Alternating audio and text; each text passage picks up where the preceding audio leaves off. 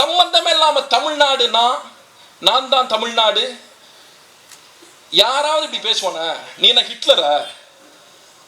Germany தான் Hitler, Hitler தான் Germany, ஜெர்மனிக்கும் செய்யும் தொண்டு ஹிட்லருக்கு செய்யும் தொண்டு, ஹிட்லருக்கு செய்யும் தொண்டு ஜெர்மனிக்கு செய்யும் தொண்டுன்னு நாசி படம் நடத்துறியா?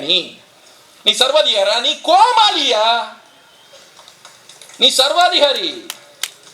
பல பேர் நினைச்சிட்டு இருக்காங்க உங்க கட்சிக்காரன் நீ ஹிட்லர்னு. எங்களுக்கு தான் தெரியும் நீ சார்லி சாப்ளின்னு. கட்சியினுடைய கொள்கை தலைவர் யாருன்னு கேட்டா அதெல்லாம் நமக்கு இல்லைங்க, தளபதி தாங்க. இல்லைங்க 5 பேரை பின்னாடி கொள்கை தலைவரா வச்சிருக்கீங்களா? அதெல்லாம் தெரியாதுங்க. வேற யார்? இந்த ஈரோட்ல இருந்து இப்போ ஒருத்தர் வந்திருக்காருல, யாரு? செங்கோட்டையன் சொல்லலாம் கொள்கை தலைவர்னு. செங்கோட்டையனுக்கு என்ன பெரிய பிரச்சனைனா, இன்ன வரைக்கும் அந்த கட்சிக்கு எதுக்கு போனோம்னு அவருக்கு தெரியல, சேர்த்துக்கிட்டவங்களுக்கும் தெரியல. ஓபிஎஸ் திமுகவுக்கு போனோம்னா ரொம்ப வருத்தப்படுறாப்ல. இது தெரிஞ்சிருந்தா அந்த கூட்டத்துல 3 பேரும் ஒன்னாதான் இன்னும் அப்பயே சொல்லியிருக்கலாமேடா. நீ தாவேகாவுக்கு என்ன அனுப்பி விட்டு திமுகவுக்கு போயிட்டிய. செங்கோட்டை நின்றுட்டு இருக்காரு. ஒரு மிகப்பெரிய மனுஷன், 45 ஆண்டு அரசியல்வாதி, 9 முறை எம்எல்ஏ, பல முறை அமைச்சராக இருந்திருக்கிறார், பல முதலமைச்சரை பார்த்திருக்கிறார். அவர் மேடையில் நின்றுட்டு இருக்காரு, கீழே இருந்து கத்துறான், ப்ரோ நவருங்க ப்ரோ. தலைவர் தெரிய மாட்டார். அவர் மனசுடைஞ்சு போயிட்டார். எதுக்கடா இங்க வந்தோங்கிற மாதிரி. அந்த கட்சிக்கென்று ஒரு அரசியல் இருக்கவே முடியாது. அந்த கட்சியை நகைச்சுவையாக அணுகுவது வேறு, அந்த கட்சி சமூகத்திற்கு மிகப்பெரிய தீங்கு. இதே இடத்துல கூட்டம் போட்டு பேசினாங்க. இதே இடத்துல கூட்டம் போட்டு என்ன பண்ணாங்க? அண்டா குண்டா கொடுத்தாங்க. வேற என்ன பண்ணாங்க? அந்த கட்சிக்கென்று அரசியல் என்று ஏதாவது இருக்கிறதா? அரசியல் என்று ஏதாவது? அந்த கட்சியுடைய பொதுச் செயலாளருங்க, பொதுச் செயலாளர், கட்சியுடைய பொதுச் செயலாளருக்கு தன் கட்சியினுடைய தலைவன் எத்தனை தொகுதிகளில் நிற்க முடியும் என்பது தெரியல. 3 தொகுதி 4 தொகுதின்னு முஷி ஆனந்த் பேசிக்கிட்டே இருக்காரு. 117 இடங்களில் வெற்றி பெற்றால் விஜய் முதலமைச்சர் ஆவார் என்று பேசுகிறார். அட மடப்பையில 117 + 1 118 தொகுதியில ஜெயிச்சாதான் ஒரு மாநிலத்திற்குள்ளாக முதலமைச்சர் ஆக முடியும். இதைவிட மகா மோசமானவர்கள் அந்த கட்சியினுடைய தொண்டர்கள். என்ன பிரச்சனைனா எல்லாம் நம்ம பையலுங்க தான், நம்ம தம்பிங்க தான். அதுதான் மிகப்பெரிய சிக்கல். அந்த கட்சி ரொம்ப விசித்திரமான கட்சி. தலைவர் பேசுவாரு, தூரத்துல கம்பத்துல மரத்துல ஏறி நின்னுக்குவான் தொண்டை. இறங்குடா மாதிரி இறங்க மாட்டான். நீ முத்தம் கூட இறங்குவோம்மா. இவன் இங்கே இருந்து நீ இறங்குடா முத்தம் கொடுக்குறேன் அப்படின்பா. என்ன முத்தம் கொடுக்கறதுக்கு இது ஒரு அரசியல் கட்சியாட? நான் கூட சேர்ந்தலான்னு பாக்குறேன் அந்த கட்சியில. அதுக்கு ஒரு அரசியல் கட்சியா?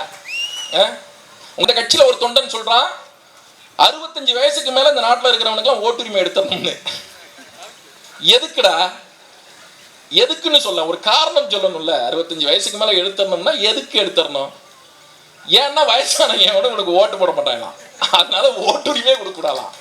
எப்படிப்பட்ட கட்சி இது?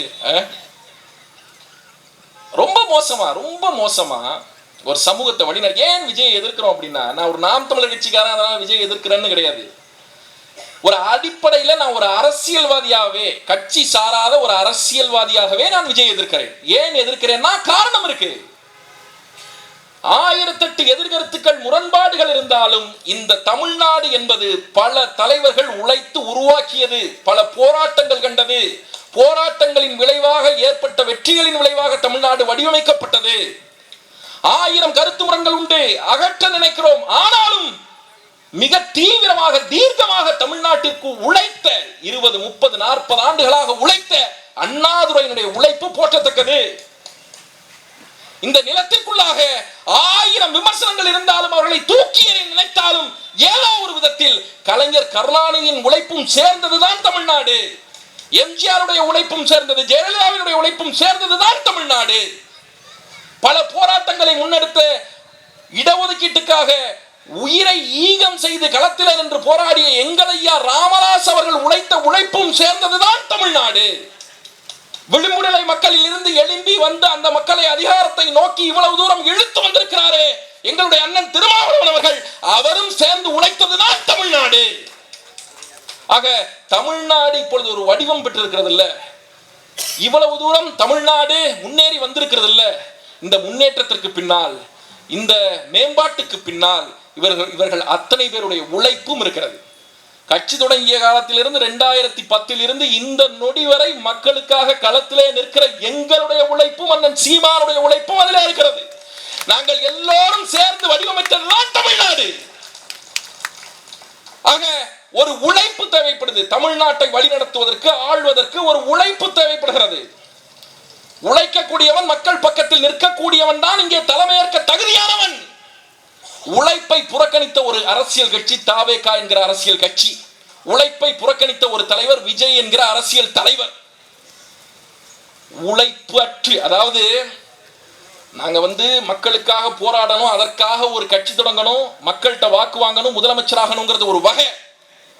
நான் முதலமைச்சராகணும் அதற்காக கட்சி தொடங்கணுங்கிறது ஒரு வகை. விஜய் இரண்டாவது வகை. ஏற்றுக்கொள்ளவே முடியாது. இந்த 41 பேர் கரூரிலே செத்து போனார்களே, எதனாலே நடந்தது? எதனாலே நடந்தது? வெட்கமே இல்லாமல் சில நாட்களுக்கு முன்பாக பேசிய பேச்சிலே விஜய் அவர்கள் மேடையிலே நின்று கொண்டு அழுது கொண்டு நடித்துக் கொண்டு சொல்கிறார், கரூர் பிரச்சனையில ஏன் மேல பழி போடுறீங்க அப்படின்னு. வேற யாரு மேல நான் சொல்றது? யாரு பொறுப்பெடுத்துக்கிறது? தாவேகாவுடைய பிரச்சனையா 41 பேர் இறந்து போனது கிடையாது. அது ஒரு சமூகத்தினுடைய பிரச்சனை. ஒரு சமூகத்திலே 41 பேர் ஒட்டுமொத்தமாக செத்து போயிருக்கிறார் என்றால் அது சமூகத்திற்கு ஏற்பட்ட இழப்பு. எதனால் இருந்தார்கள்? நீங்க சொல்றீங்களே, இந்த சின்ன சின்ன ஒழுங்கினங்களை நீங்க ஏன் கண்டுக்கிறீங்க, நீங்க ஏன் கண்டிக்கிறீங்க, சின்ன பசங்க தான் நீங்க சொல்றீங்களே, அந்த ஒழுங்கீனத்தினுடைய தொடர் நிகழ்வு தொடர் விளைவு தான் அந்த 41 பேரை நாம் பறிகொடுத்தது. அவன் மரத்துல ஏறும்போது கண்டிச்சிருந்தா, அவன் கிரீஸ் தடவன கம்பியில ஏறும்போது கண்டிச்சிருந்தா, அவன் போலீஸ்காரன் கையை கடிக்கும் போது கண்டிச்சிருந்தா, அவன் சேர உடைக்கும் போது கண்டிச்சிருந்தா, அவன் விசில் ஊதி மக்களை அசௌகரியப்படுத்தும் போது கண்டிச்சிருந்தா, அந்த கூட்டத்தில் 1008 அயோக்கியத்தனங்கள் நடக்கிற போது அந்த கட்சியினுடைய தலைவர்கள், பொதுச் செயலாளர்கள் கண்டித்து இருந்தால் அந்த 41 பேருடைய மரணம் நடந்திருக்காது. திட்டமிட்டு திட்டமிட்டு திட்டமிட்டு விஜய் கூட்டம் கூட்டிய 41 பேரை நீதான் கொன்ன. நீதான் கொன்ன. நான் வெளிப்படையாக கூட்டம் சொல்றேன், நீதான் கொன்ன. ஏன்? ஒரு அரசியல் கட்சி மக்களிடத்துல எப்படியெல்லாம் தன்னை வெளிப்படுத்திக்கும் அப்படின்னா, இப்ப நாங்க ஒரு அரசியல் கட்சி, திமுக ஒரு அரசியல் கட்சி, அதிமுக ஒரு அரசியல் கட்சி. ஒரு அரசியல் கட்சி சமூகத்தோடு எப்படி இணக்கமாக பழகும் அப்படின்னா, ஒண்ணு இது போல பொதுக்கூட்டம் நடத்துவான், 2 மக்கள் பிரச்சனைகள்ல அனுதினமும் நிற்பான் களத்துல, 3 பத்திரிகையாளர்களை அனுதினமும் சந்திப்பான். பத்திரிகையாளர்கள் மக்களுக்கும் தங்களுக்கும் உள்ள தொடர்பு என்று நினைப்பார்கள். அதே சமயம் நாட்டில் ஏதாவது சீரழிவு நடக்குது, ஏதாவது பிரச்சனை நடக்குது, ஏதாவது சட்டத்திட்டங்களால சிக்கல் ஆகுது, கூடங்குளம் சிக்கல் மாதிரி ஏதாவது சிக்கல் ஆகுதுன்னா நேரடியா போய் களத்துல நிற்பான். இது எல்லாத்தையும் தாண்டி 5வதாதான் கூட்டத்தை கூட்டி தன்னுடைய வலிமையை காட்டணும்னு நினைப்பான். இப்ப இந்த 4 விஷயம் இருக்குல்ல, முதல் 4 விஷயம், பத்திரிகையாளரை சந்திக்கிறது, மக்கள் பிரச்சனைக்கு மக்களோடு நிற்கிறது, மக்களை அனுதினமும் சந்திக்கிறது, தமிழ்நாட்டினுடைய முக்கியமான பிரச்சனைகள் களத்தில் நிற்பது, இது எல்லாமும் சேர்ந்தது அரசியல். 5வதாக கூட்டம் கூட்டுறது. இந்த 4 அரசியலும் விஜய்க்கு கிடையாது. இதை பண்ணி பார்த்திருக்கீங்களா நீங்க? ஏதாவது பொது பிரச்சனைக்கு, மக்கள் பிரச்சனைக்கு தெருவில் நின்று தொடர்ச்சியா போராடி மக்களோடு மக்களா நின்று, திருப்பரங்குன்றம் பிரச்சனையில நின்று, கவின் ஆணவ படுகொலையில நின்று, அப்ப விஜய்க்கு இருக்கிற ஒரே வாய்ப்பு கூட்டம் கூட்டி காட்டுவது. கூட்டம் கூட்டி காட்டுவதன் மூலமாக மட்டுமே தன்னுடைய அரசியல் வலிமையை நாட்டிற்கு காட்ட விரும்புகிறார். அந்த கூட்டத்திற்கு அறிவும் இல்ல, ஒண்ணும் இல்ல.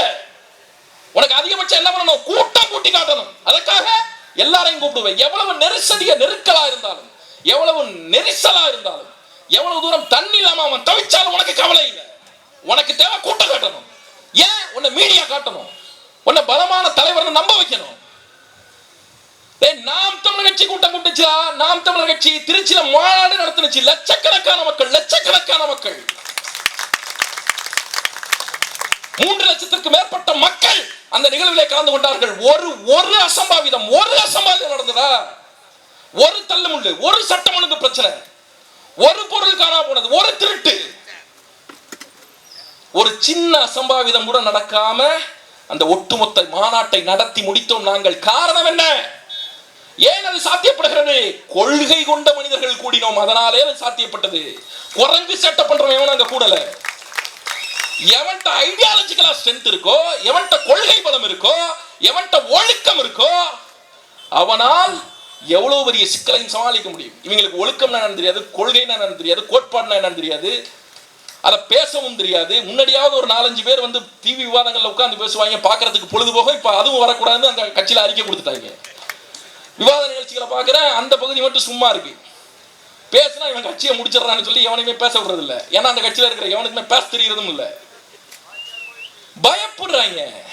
பயப்படுறாங்க. கூட்டம் காட்ட வேண்டும் என்ற ஒரே காரணத்திற்காக 41 மக்களை விஜய் கொண்டிருக்கிறார். அது அவர் நடத்திய அரசியலுடைய விளைவு. அவர்தான் பொறுப்பெடுக்க வேண்டும்.